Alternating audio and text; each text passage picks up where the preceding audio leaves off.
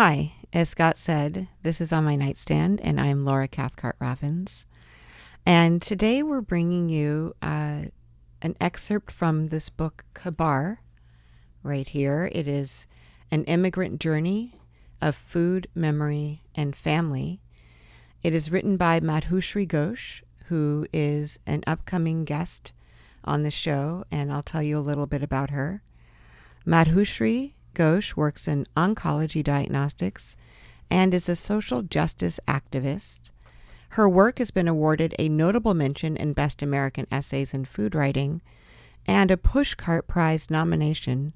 She lives in San Diego, California, and she is the author of Khabaar, which is the book I'm reading from. So just to set this up a little bit, first of all, I love this book. It made me incredibly hungry.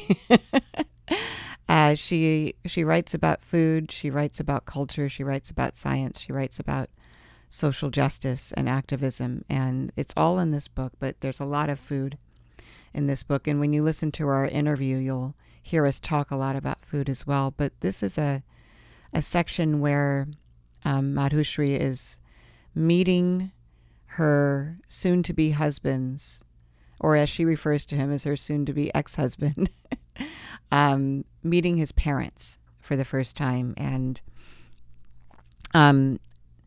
they're all Indian, but they come from different parts of India. And he's kind of been avoiding having them meet. They're visiting Madhushree and her soon-to-be ex-husband in America. And so they've been staying with him. They haven't been over to see her, and she hasn't been able to meet them. So this is where we drop into the book. 1 month after his parents have been with him, I put my foot down. Shall I come over, or will you bring them to my place?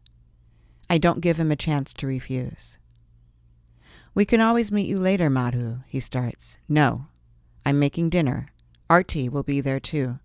They can meet her and me. She's South Indian. They can have conversations with her if they feel out of place with a Bengali. He sighs. Why is it always like this with you? Who said anything about you being a Bengali? The problem is that we have said nothing about nothing. I assume we will get married. I assume he knows. I assume his parents know. I assume they know how important it is to me. It is. I wonder if it's more important than my PhD. Tomorrow, 7 p.m., bring them, please. Dinner will be ready. That evening, I make dinner. Arti, who can't cook like I can, vacuums the small apartment, cleans the bathroom, and sets the table. I make masoor dal with cumin, nigella seeds, ginger, and turmeric. I make begun ba, frying the eggplant in mustard oil just like Ma taught me. I add sugar at the end to caramelize the eggplant slices before serving. Then I make cauliflower curry with frozen peas and roasted cumin and coriander seasoning. I finish that with a raita, cucumber and tomatoes and thick yogurt seasoned with Kashmiri mirch and cumin. After that, I make ghee from unsalted butter, slowly stirring the way away from the oils to make a thick dark brown liquid. The apartment fills with its fragrant smell. The sweet yogurt, with soft, jaggery notes, is setting in the fridge. We are ready. The family that I want to belong to shows up promptly at 7 p.m. Later, my now ex and his mother tell me that it's not them but his father who is the punctual one. His father, a tall man in his 60s with my now ex's nose, smiles politely and offers me a formal handshake. He wears a skull cap and a thick sweater, even though it's not that cold in Maryland yet. His mother, small, with thick eyebrows and with foundation on her face that's 10 shades lighter than her skin tone, making her look ashy, awkwardly clings to my now ex's arm and says, "Hi, Madhu," like a child. Later I find out that everyone says she, Annie, is like a child. Annie, the name given to her in the 60s when she was newly married to my now ex's father and lived in England for 4 years. Annie is like a child. Everyone says she's a great cook, but she's the youngest in her family, and a child. That description sticks. I don't know what it means. Does it mean she's childlike, innocent? Or childish, like a grown woman acting petulantly? I don't know. But as long as I knew her, she was Annie, who is such a child. Such a naive and innocent person that everybody forgave her behavior without much protest. 20 years ago, she must have been in her late 50s, early 60s. She wasn't a child. But in 1997, I know that this is my mother-in-law-to-be, so I smile back at her and say, welcome. They admire our sparse furniture, the second-hand bookshelf tilting to the right from the weight of all the biochemistry books. RT's television and overstuffed couch sit in the living room adjacent to the dining area.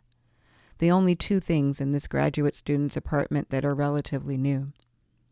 The dining table has my mother's blue tablecloth, hiding the scratches from carrying it up the stairs from near the dumpster where another graduate student left it. Good house, Madhu, his father says, even though I know it's not. Next to him, I see my now ex exhale. That's when I realize it is his father who will make all the decisions. It is his father we all try to get on our side. Let's eat. The food will get cold, I say, clearing my throat, pretending to be in charge. Artie puts the rice bowl in the center. I bring the cauliflower over. The parents head one by one into the tiny bathroom to wash their hands. They will obviously eat with their hands. And while I have changed my eating habits in the years since I moved from India, though I can go back to CR Park and eat Ma's food with my fingers with the same ease I always have, I eat with a fork in America now. We ask if they want wine.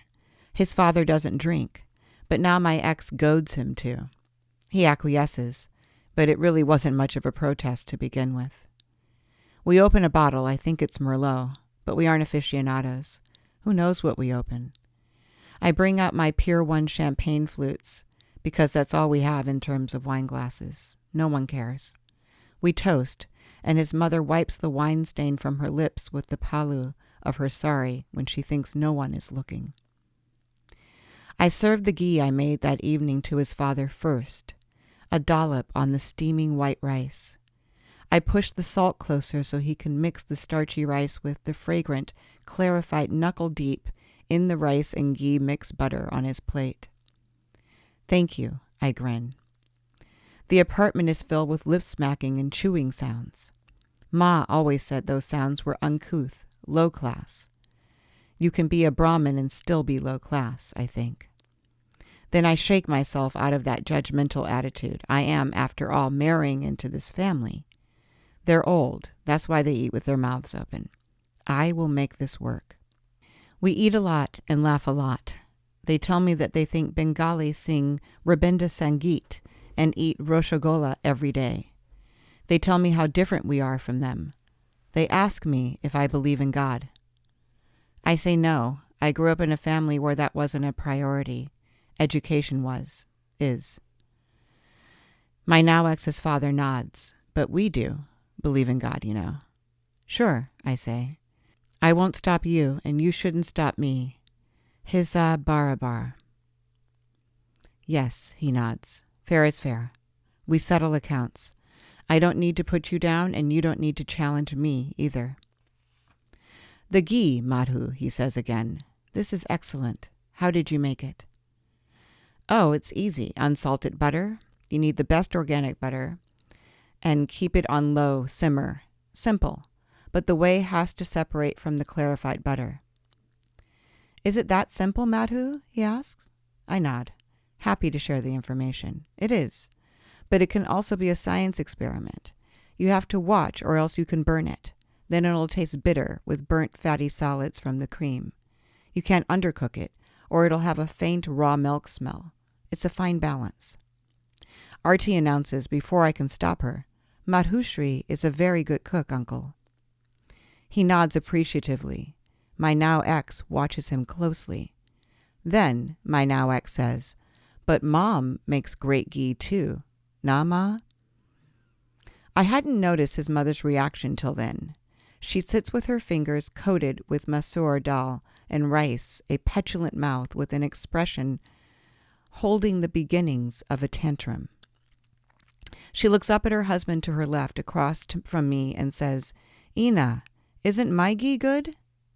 "Ah, Annie," her husband says, as if on autopilot, a reassurance and a soft teasing pattern that married couples often fall into. "Are you jealous that I praise Madhu?" "No," she shakes her head and says, "my ghee is good." My now ex reaches across the table, his left hand outstretched to his mother.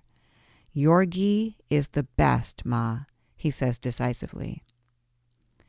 I head to the kitchen to bring out the jaggery sweetened mistu doi.